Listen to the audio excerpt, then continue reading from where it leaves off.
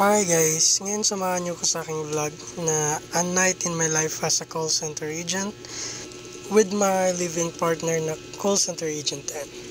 So ngayon magluluto ako guys since ako yung unang nagising.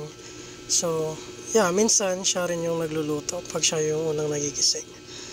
And yun na nga, ayan nagluluto na tayo guys. Pero minsan hindi rin kami nakakapagluto gawa ng sobrang pagod sa trabaho kaya bumibili na lang kami sa pantry ng kumpanya na. Ngayon nandito kami sa may bandang SM downtown kasi hatid ko na yung partner ko. Malapit lang kasi dito yung pinapasukan niya. So yun, ayan. Nagpapa-picture pa yan, no? Kita niya. Ayun, hatid ko na siya guys at mabalik na ako. Since nandito na tayo sa SM, papasok ako guys. Magpapalamig ako dito. So ayun, sobrang laki ng Christmas tree guys.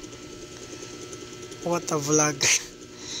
And yeah, ayun, palabas na ako guys. Pagka-uwi ko kanina guys, natulog ulit ako tapos naligo. At saka yun, ito na ako, nakapasok na. So, this is how our office looks like. So, ito lang yung video kasi we're not allowed to make videos on production. At yun lang guys, bye!